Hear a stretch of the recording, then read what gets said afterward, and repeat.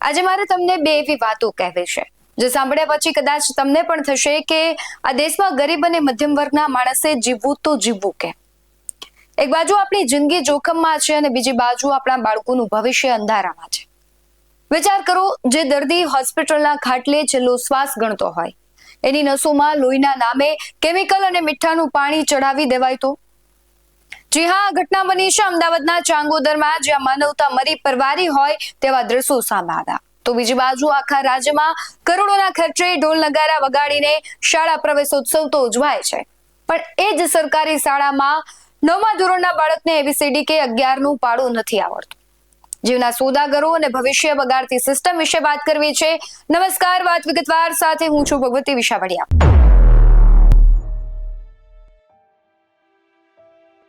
ઘણીવાર એમ થાય કે આ માણસ જાત પર હવે ભરોસો કેમ કરવો? નકલી ઘી તેલ ખાધા, નકલી મસાલા પચાવ્યા, કોરોનામાં પેલી નકલી દવાઓ પણ આપણે જોઈ લીધી, પણ કોઈ માણસ આટલો મોટો રાક્ષસ કેવી રીતે થઈ શકે? જે દર્દી હોસ્પિટલના ખાટલે મરણ પથારીએ પડ્યો હોય, જેના પરિવારના સભ્યો બહાર ઉભા ભગવાન પાસે એક એવી શ્વાસની ભીખ માંગતા હોય, અને દર્દીના નસોમાં ઇન્જેક્શન દ્વારા લોહી નહીં પણ કેમિકલ અને મીઠાનું પાણી ચડાવી દેવાય. અમદાવાદના ચાંગોદરમાં જે બન્યું છે એ સાંભળીને કદાચ પથ્થરદિલનું ગમે એવો માણસ હોય એની આંખમાં પાણી આવી જાય.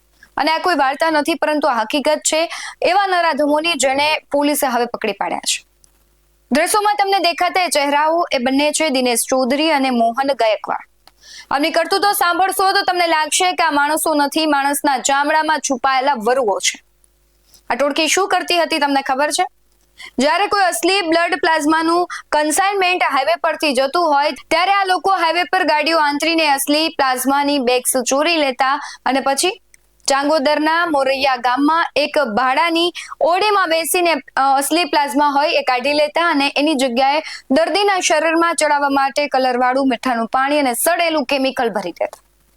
વિચાર કરો, જે પ્લાઝમાને -18 ડિગ્રી તાપમાનમાં રાખવું પડે તેને આ લોકો સામાન્ય બરફના ડબ્બામાં ફેરવતા, અને પરિણામે લોહી સડી જતું, લિટરલી એમ સડી જતું અને અત્યંત ઝેરી પણ બની જતું. આ કેમિકલ વાળું ઝેર જ્યારે કોઈ કેન્સર કે હિમોફિલિયાના જે દર્દીઓ છે તેને ચડાવવામાં આવે ત્યારે ડોક્ટર ભલે ગમે તેટલી મહેનત કરે પણ એ દર્દી હોસ્પિટલના ખાટલે જ દમ તોડી દે. આપણે ઘણીવાર કહીએ છીએ કે અરે મારો માણસ સારો ભલો હતો ને, અચાનક એને શું થઈ ગયું? અચાનક કશું નથી થતું. આવા નરાધમો દર્દીઓની નસોમાં અસલી દવાના નામે ઝેર રેડી દેતા હોય છે. અમદાવાદ ગ્રામ્ય સોજ પોલીસના હાથે જ્યારે આ કૌભાંડ સામે આવ્યું, અધિકારીઓ પણ ધ્રુજી ઉઠ્યા. બીજે મેડિકલ કોલેજનો રિપોર્ટ આવ્યો અને રિપોર્ટ કહેવાય છે કે ખૂબ આઘાતજનક હતો. અને આ જ્યારે લોહી છે માનવ જીવન માટે આમ સદંતર ઘાતક હતું, અને તેને લઈને તમામ 1140 યુનિટ છે તે લોહીનો નાશ કરવામાં આવ્યો. પણ સવાલ એ છે કે આ ઝેર ક્યાં ગયું? આ કૌભાંડના તારછક મહારાષ્ટ્રથી જોડાયેલા હતા. આરોપી દિનેશ ચૌધરી મહારાષ્ટ્રના વસીમ, અહેમદનગર, ધુલે, નાશિક, ભુસાવલ અને છત્રપતિ સંભાજીનગરની 8 જેટલી બ્લડ બેંકોમાં કાળો કારોબાર કરતો. અત્યારે FSL અને આરોગ્ય વિભાગની ટીમો દોડી રહી છે. પરંતુ ગુજરાતના લોકો માટે અત્યારે એક રાહતના સમાચાર છે, કારણ કે કોઈ સ્થાનિક હોસ્પિટલમાં સડેલો માલ સપ્લાય થયા હોવાનું સામે નથી આવ્યું. પણ જે દર્દીઓએ મહારાષ્ટ્રમાં આ પ્લાઝમા લીધા હશે એમના પરિવાર પર શું વીતી હશે? સમગ્ર ઘટનાને લઈને પોલીસ પ્રતિક્રિયા આવી છે, તેના પર નજર કરીએ.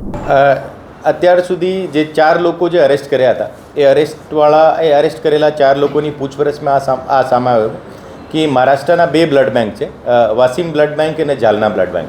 એ બંને બ્લડ બેંક અહીંયાથી જે એ લોકો જે પ્લાઝમા ચોરી કરતા હતા, જે એડલ્ટરેટેડથી જેમને રિપ્લેસ કરતા હતા, એ જે પ્લાઝમા હતો એ પ્લાઝમા એને એ બે બ્લડ બેંકમાં વેચાણ કરવામાં આવતો હતો.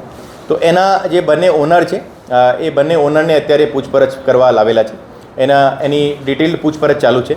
એને સાથે સાથે અમે જે સેમ્પલ અહીંયાથી અમે જે પ્લાઝમા સીઝ કર્યો હતો એ પ્લાઝમાના સેમ્પલ અમે બીજે મેડિકલ કોલેજમાં મોકલેલો હતો. और एनी रिपोर्ट आई है और एनी रिपोर्ट में स्पष्ट लखेलू है कि आ एडल्टरेटेड है यानी भेड़सेल वालू है. तो अत्यार सुधीनी तपास में आ खबर पड़ी कि ए लोग जे एडल्टरेटेड प्लाज्मा रिप्लेस करता था तो एने साथे साथे ओरिजिनल प्लाज्मा काढ़ता था ए पण एडल्टरेटेड हतुं. तो एमां पछी जे एनी दिनेशनी पूछपरछ में खबर पड्यो कि ए लोग एमां पण सलाइन वोटर मिक्स करता था. जे सलाइन वोटर जे छे ए पाणी अने सॉल्ट जे छे NaCl मिक्स करता होय और एने साथे साथे प्लाज्मा में मिक्स करता एनी क्वांटिटी डबल थी जाए. तो एने जे मार्केट में जे वस्तु एक बेगना જે પણ એની વેચાણમાં જે એની કિંમત મળતી હોય એનાથી ડબલ પૈસા એમને મળતા. તો આ રીતે એ લોકો આ તમામ જે ચલાવતા હતા. એને સાથે સાથે અત્યાર સુધી એના જે બ્લડ બેંક સાથે કોન્ટેક્ટ છે દિનેશના, જેમાં Wasim blood bank, Gajanand blood bank, અહેમદનગરમાં એક અહેમદનગર બ્લડ બેંક છે, એને જીવન જ્યોતિ બ્લડ બેંક છે, સંજીવની બ્લડ બેંક જે નાસિકમાં છે, ધન્વંતરી બ્લડ બેંક જે ભૂસાવલમાં છે, એને લાયન્સ બ્લડ બેંક જે છત્રપતિ સંભાજીનગરમાં છે, અને જાલના બ્લડ બેંક જે જાલનામાં છે. એ તમામ બ્લડ બેંક જેની સાથે એનો કોન્ટેક્ટ હતો એ તમામ બ્લડ બેંકના ઓનરને એને પૂછપરછ કરવામાં આવશે, એને ત્યાં ચકાસણી કરવામાં આવશે કે એને પણ ત્યાં કોઈ જે ભેળસેળવાળો પ્લાઝમા મોકલેલું છે કે નહીં જાય. તો અત્યાર સુધી અમારી જે તપાસ છે એ મહારાષ્ટ્ર પોલીસને સાથે મળીને મહારાષ્ટ્રના ઘણા બધા બ્લડ બેંકમાં અમારી ચકાસણી અત્યારે ચાલુ છે. અત્યારે અમે જે નવો જે ડેવલપમેન્ટ છે એમાં 2 લોકોને જે શંકાસ્પદ લોકો છે જે જાલના બ્લડ બેંક અને વાસીમ બ્લડ બેંક ચલાવતા હતા એ બંનેના ઓનરને અત્યારે અમારી પૂછપરછ ચાલુ છે. ઓર એના જ્યારે આની પૂછપરછમાં કોઈ એવું વસ્તુ સામે આવશે તો એમને અટક પણ કરવામાં આવશે. સર, એસઓપી બનાવી છે આપણે અને એસઓપીમાં ખાસ કરીને હવે ગ્રામ્ય પોલીસ કયા વિભાગની મદદ લેશે આની અંદર? અત્યાર સુધી જે અમારી જે કોન્ટેક્ટ જે છે ફૂડ એન્ડ ડ્રગ્સ વિભાગની સાથે સાથે Gujarat state council four blood transfusion આ એક કાઉન્સિલ છે જે આખા તમામ ગુજરાતના જે 700 બ્લડ બેંક છે એની ઉપર વોચ રાખતી હોય, એને મોનિટર કરતી હોય, અહીંયા એને લાઇસન્સ અપાવતી હોય. તો આ બોડીને પાસે જે ખરેખર બ્લડ બેંકને કઈ રીતે ચલાવવાનો છે, બ્લડ બેંક એસ્ટેબ્લિશ કરવાનો પ્રોસેસ શું છે એ તમામની એસઓપી એમને પાસે છે. તો આ એસઓપી અમે અત્યારે એકત્રિત કરીએ ઓર આ એસઓપીમાં આધારે બ્લડ બેંક ચાલતા છે કે નથી એની તપાસ અત્યારે ચાલુ છે. ઓર એમાં કોઈ પણ બ્લડ બેંકમાં જે તમામ જે હું નામ લીધા હતા એ બ્લડ બેંકમાં કોઈ એ પ્રકારની કોઈ વિસંગતતા હોય તો આ રિપોર્ટ પણ કરવામાં આવશે અને આ જે ગુજરાતની જે સ્ટેટ કાઉન્સિલ છે એને મારફતે સેન્ટરની સ્ટેટ કાઉન્સિલમાં પણ જો મોકલવામાં આવશે. તો ખાસ કરીને 140 યુનિટ આપણે કબજે કર્યા હતા, પરંતુ દિનેશની તપાસ સામે આવ્યું કે ખરેખર અત્યાર સુધીમાં 6 મહિનામાં કેટલા યુનિટ એને સેલ કરી ચૂક્યો છે. એની જે તપાસ છે અત્યાર સુધી કેટલા કન્સાઇનમેન્ટ એને ચાંગોદરવાળા ઘરથી જઈને જે આગળ ગયા છે એને કેટલી કંપનીઓમાં એ સેમ્પલ રિજેક્ટ થયા છે એની અત્યારે તપાસ ચાલુ છે. અરે આ સંખ્યા જો એ ખરેખર 1140થી ઘણી વધારે થશે. અપ્રોક્સિમેટલી લગભગ 2 થી 3 હજાર યુનિટ એમાં થવાની શક્યતા છે. બીજે મેડિકલમાં જે રિપોર્ટ થયો તેમાં શું સામે આવ્યું છે? પ્લાઝમા વેચાયા છે અથવા તો ડાયરેક્ટ બારોબાર સીધા બ્લડ બેંકમાં પહોંચ્યા છે, તેના રિપોર્ટ કેટલા ખરાબ છે? આજે બીજે મેડિકલ કોલેજથી જે રિપોર્ટ આવી છે આ રિપોર્ટ આજે અમે જે 1140 જે પ્લાઝમા સીઝ કર્યા હતા એને જેમને કે આ દિનેશ કહેતો હતો કે ઓરિજિનલ પ્લાઝમા છે એ પ્લાઝમાનો સેમ્પલ જ્યારે બીજે મેડિકલ કોલેજમાં મોકલ્યો તો એમાં એકદમ સ્પષ્ટ રિપોર્ટમાં લખેલું છે કે આ પ્લાઝમા ઇફેક્ટિવ નથી, એને વપરાઈ શકાય એવો નથી, એને ભેળસેળવાળો છે. જો ઓર એમાં અત્યારે એનો કેમિકલમાં શું એને કમ્પોઝિશનમાં સાથે છે આ એની માટે ફર્ધર એક લેબમાં મોકલવામાં આવશે ઓર એની રિપોર્ટ જ્યારે આવશે તો એનો શું ભેળસેળ કરેલી છે એ પણ ખરેખર ખબર પડશે. પણ અત્યારની એની પૂછપરછમાં ખબર પડી કે જે પ્લાઝમામાં એ સલાઇન વોટર ભેળસેળ કરતો હતો. એ પ્લાઝમા જે આપણે કબજે કર્યા છે અને જે એને વેચ્યા છે એ પ્લાઝમા માનવ જીવન માટે કેટલા ખતરનાક હોવાનું ડોક્ટરો જણાવી રહ્યા છે. જે રિપોર્ટમાં આવ્યું કે જો ડાયરેક્ટ ચડાવવામાં આવે અથવા તો તેનો ઉપયોગ કરવામાં આવે કે દર્દી સાથે તો જીવનને કેટલું જોખમ? જે પ્લાઝમા જે છે આપને ખબર હોય કે જો એક બ્લડનો મેજર કોમ્પોનન્ટ છે અને એને હિમોફિલિયા અને જે બાકી બીજી ડિઝીઝ જે ઇમ્યુન સિસ્ટમને અફેક્ટ કરતી હોય એ ડિઝીઝના ગ્રસિત જે દર્દીમાં ડાયરેક્ટ ચડાવવામાં આવે છે. ઓર આ પ્રકારનો ભેળસેળવાળો પ્લાઝમા અગર ડાયરેક્ટ ચડાવવામાં આવશે તો ખરેખર જો એને જીવલેણ એને ઉપર ઇફેક્ટ થઈ શકે. ઓર આ ડૉક્ટરની ઓપિનિયનમાં પણ આ વસ્તુ લખેલી છે. તો આ જે 1140 યુનિટ જે પ્લાઝમા મળ્યો છે એ કોઈ પણ રીતે કોઈ દર્દીને ડાયરેક્ટ ચડાવી શકે એવું ન હતું. ઓર આ ચડાવશે તો એનો બહુ એવું હાનિકારક ઇમ્પેક્ટ થશે. ઓર આ અત્યાર સુધીની ડૉક્ટરની અમારી જે ડિસ્કશનમાં સામે આવે છે. છતાં આરોપી મુખ્યત્વે કયા સ્ટેટની અંદર કયા ફાર્માસ્યુટિકલ કંપની પર પ્લાઝમા આપી ચૂક્યો છે? ગુજરાતમાં આપ્યા છે કે નથી આપ્યા? અત્યાર સુધીની અમારી તપાસમાં અત્યારે જે એ લોકો જે અહીંયાથી જે ચોરી કરેલો પ્લાઝમા અને પછી એને એડલ્ટરેટેડ કર્યો હતો એ પ્લાઝમા અત્યારે 2 બ્લડ બેંકમાં જે વાસીમ બ્લડ બેંક અને જાલના બ્લડ બેંકમાં આપેલો છે. હવે એ જે બ્લડ બેંક છે એના બંનેના ઓનર અમારે ડિટેન કરેલા છે, એની ક્વેશ્ચનિંગ ચાલુ છે. એ ક્વેશ્ચનિંગમાં હવે આ ખબર પડશે કે જો આગળ કોના કયા બ્લડ બેંકમાં યા કયા હોસ્પિટલમાં ડાયરેક્ટ એમને આપેલો છે. ઓર અત્યાર સુધીની તપાસમાં કોઈ પણ ગુજરાતનો એક પણ બ્લડ બેંક અને એક પણ હોસ્પિટલ એમાં સામે આવ્યો નથી જેમાં આ એડલ્ટરેટેડ પ્લાઝમાનો યુઝ થયો છે. સર, એક એસઓપી જે અમદાવાદ ગ્રામ્ય પોલીસે બનાવ્યું છે કે જે સૂચન માટેની છે અત્યારે હાલ સુધી ક્યાં ક્યાં મોકલવામાં આવશે, અત્યારે પહેલાની એસઓપી કેવી હતી, આપે જે બનાવી છે એમાં શું ફેરફાર ને શું ખામીઓ હતી પહેલામાં? આ જે એસઓપી બનાવવાનો જો વિષય છે આ હેલ્થ ડિપાર્ટમેન્ટનો છે. અમારો જે છે કામ કે અત્યાર સુધીની જે એક્ઝિસ્ટિંગ એસઓપી છે આ એસઓપી અમે લઈએ અને આ એસઓપીમાં જે અમે તમામ મુદ્દાઓ જે છે આ તપાસના વિષયમાં આવતા હોય આ તમામ ડિસ્કસ કરીને એમાં અમારા જે ઓબ્ઝર્વેશન છે એને એમાં શું શું જો આ આખામાં લૂપહોલ હતા એની એક રિપોર્ટ જો હેલ્થ ડિપાર્ટમેન્ટમાં સબમિટ કરવામાં આવશે. તો જે એસઓપી જે છે આ હેલ્થ ડિપાર્ટમેન્ટ તરફથી જ ઇસ્યુ કરવામાં આવશે. આવા પ્રકારનું કૌભાંડ દેશભરમાં પહેલા ક્યારેક પકડાયું છે નથી? અત્યાર સુધીની અમારી જે તપાસ છે આ અમારી જે ઇન્ફોર્મેશન છે એનાથી પહેલો એવું છે જેમાં આ રીતે એડલ્ટ્રેટેડ આ એવી લાર્જ સ્કેલ ઉપર એડલ્ટ્રેશન કરતો હોય આ પહેલો એવો પ્રકરણ છે. સર એવો અંદાજો શું લાગે બીજા રાજ્યોના હોતામાં હશે, ખાલી 2 જ રાજ્યો પૂરતી આ તપાસ સીમિત રહેશે? અત્યારે જે છે એમાં એવું શક્યતા છે કે જો ત્રીજો ચોથો પણ જો એમાં રાજ્ય થઈ શકે. આ પણ આની પણ તપાસ અત્યારે ચાલુ છે.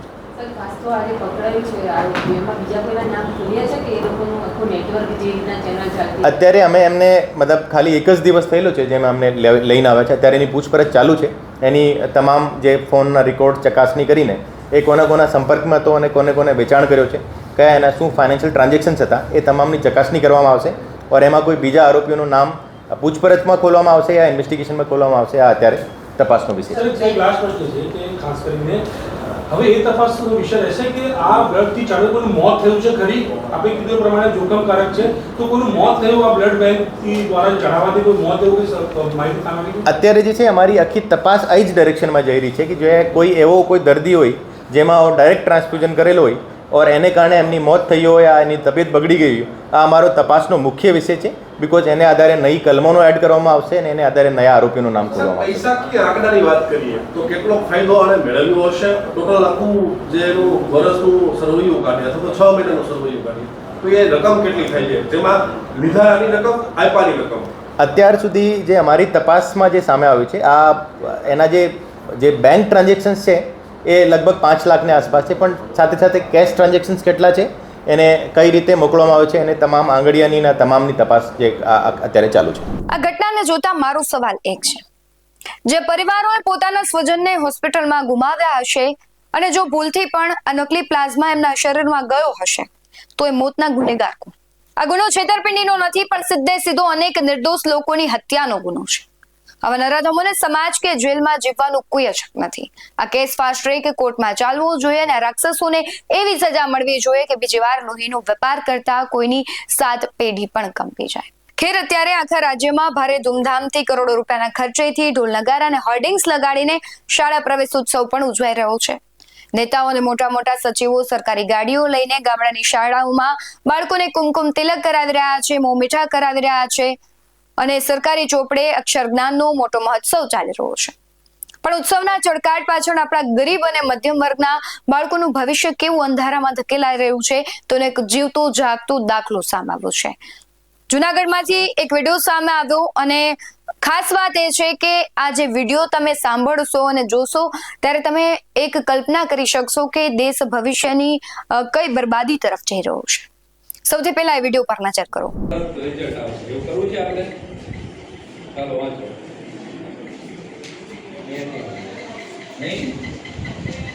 એબીસીડી તો આવડે છે ને? એબીસીડી નથી આવડતું? શું વાત કરે? એબીસીડી એફડી એ તો આવડે છે ને?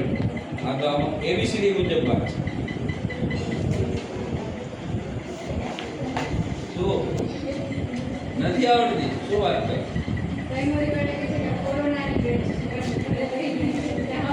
કોરોના પછી તો પાછા સ્કૂલે ગયા હોય.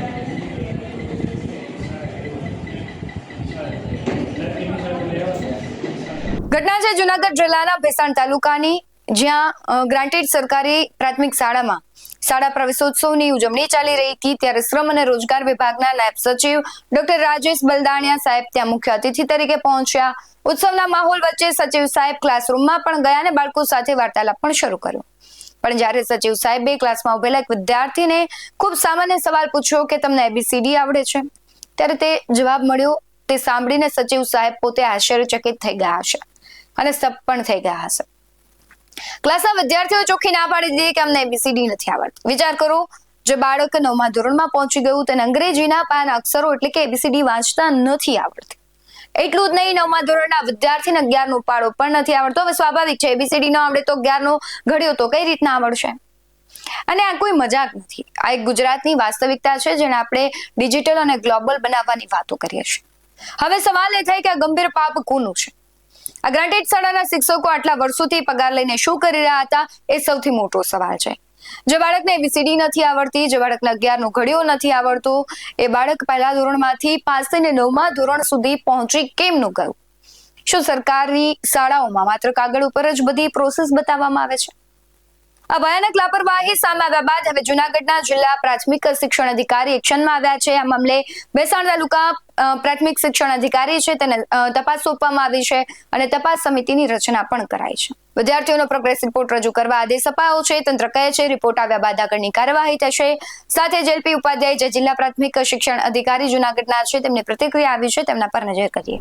મારા ધ્યાનમાં પણ આ કિસ્સો આવ્યો છે અને ત્યાંના જે તાલુકા પ્રાથમિક શિક્ષણ અધિકારી ભેસાણના છે એમને મેં ટેલિફોનિક તમામ વિગતો મેં જાણી છે કે પ્રવેશ ઉત્સવ દરમિયાન સાહેબશ્રી દ્વારા ABCDને એ પૂછવામાં આવ્યું હતું અને બાળક એ સમયે બોલી શક્યો નહોતો.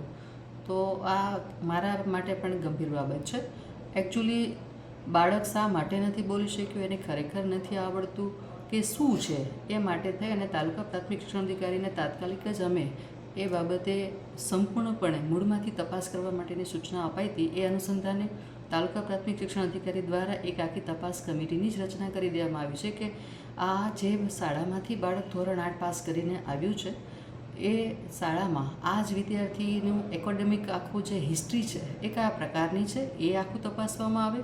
સાથે સાથે આ બાળકની સાથે અન્ય જે બીજા વિદ્યાર્થીઓ અભ્યાસ કરતા હોય એની શૈક્ષણિક કુશળતા કયા પ્રકારની છે, એનો પ્રોગ્રેસ રિપોર્ટ કયા પ્રકારનો છે, એ તમામ બાબતોની બારીકાઈથી ચકાસણી કરી અને 3 દિવસની અંદર આ કમિટી દ્વારા અહેવાલ છે એ TPO એટલે કે તાલુકા પ્રાથમિક શિક્ષણ અધિકારીને સોંપવામાં આવે અને એ તમામ આધારો સાથેનો અહેવાલ અત્રે અહીંયા જિલ્લામાંથી આવશે અને જે કંઈ પણ હકીકતો અમારી સામે આવશે એ મુજબના અમારા શિક્ષણના નિયમોના અનુસંધાને એમની સામે યોગ્ય પગલાઓ લેવામાં આવશે. ખાસ કરીને બેન જોવા જાય તો સ્કૂલ હતી, ગ્રાન્ટેડ હતી, અર્ધ સરકારી હતી, સરકાર કેટલામાં ધોરણનો ક્લાસ હતો બેન? 9મા ધોરણનો. જી, 9મા ધોરણમાં આ સર છે તપાસમાં એટલે મીન્સ કે મુલાકાત લેવા માટે ગયેલા હતા અને એ સમયે જ બાળકો સાથે વાતચીતમાં આ બધી બાબતો છે એ જાણવા મળી છે. બેન સ્કૂલ છે એ ગ્રાન્ટેડ છે, અર્ધ સરકારી? હા, ગ્રાન્ટેડ છે. અધિકારીઓ તપાસ કમિટી બેસાડશે, શિક્ષકો પાસે ખુલાસા માંગશે, કદાચ નોટિસ આપીને વાતને થાળે પણ પાડી દેવાશે. પણ મારો સવાલ એ જ છે કે જે બાળક 9મા ધોરણમાં આવીને ABCD નથી શીખી શક્યું, એ જિંદગીના કિંમતી 9 વર્ષ એના બરબાદ થઈ ગયા, એનો હિસાબ કોણ આપશે? એક બાજુ સરકાર પ્રવેશોત્સવ પાછળ લાખો કરોડ રૂપિયાનું આંધણ કરે છે, પણ સરકારી શાળાઓની અંદર શિક્ષણનું સ્તર આટલું સડી ગયું છે એ કેમ કોઈને નથી દેખાતું? જો 9મા ધોરણના બાળકનું આ સ્તર હોય તો એ આગળ જઈને કઈ કોલેજ ભણશે અને કઈ નોકરી મેળવશે? આ પ્રવેશોત્સવ માત્ર કાગળ પરના ફોટા પડાવવા માટે છે કે પછી ખરેખર બાળકોના ભવિષ્ય સુધારવા માટે? તે સૌથી મોટો સવાલ છે. પણ આ બંને ઘટનાઓ કોઈ સામાન્ય નથી. એક બાળકના ભવિષ્યની છે અને એક આપણા ગુજરાત, એ સ્વસ્થ ગુજરાત, અનેક આપણે મેડિકલની યોજનાઓ ચાલી રહી છે, આપણે ખૂબ મોટી ડંફાસો નેતાઓ મારે છે, પરંતુ આ જે યોજનાઓ છે એ માત્ર કાગળ ઉપર છે. વાસ્તવિકતા ખૂબ અલગ છે. ઘણી વખત આપણે એવા પણ દ્રશ્યો જોયા છે કે ઘણી વખત ડોક્ટરની બેદરકારી સામે આવે, હોસ્પિટલના કાળા કારોબાર સામે આવે ને વ્યક્તિના જીવ જતા હોય. શું આપણે અંદર રહેલી માનવતા એટલી બધી મરી બરબાદી છે કે આપણે એક વ્યક્તિનો જીવ જતો રહે ત્યાં સુધી આપણે કોઈ ધ્યાન નથી દેતા? ગંભીર સવાલ છે, કદાચ આનો જવાબ કોઈ પાસે નહીં હોય, પણ સ્વાભાવિક છે કે માનવતા ક્યાંક મરી પરવારી છે. હવે જોવાનું રહેશે કે આ બંને ઘટનાઓમાં આગળ શું થાય છે. પરંતુ આ ખૂબ ગંભીર વિષય છે ને ચર્ચાનો પણ વિષય છે ને વિચારવા જેવો પણ વિષય છે. તમારું શું માનવું છે કમેન્ટમાં જરૂરથી જણાવજો. હાલ વાત વિગતવારમાં બસ આટલું જ. આવા જ વધુ અહેવાલો સાથે ફરી મળતા રહીશું. તમે અમારી YouTube ચેનલને સબસ્ક્રાઇબ કરવાનું, અમને Facebook અને Instagram પર ફોલો કરવાનું ભૂલશો નહીં. બાકી અવનવી અપડેટ્સ મેળવવા માટે આપ જોતા રહો BS9 ન્યૂઝ. નમસ્કાર.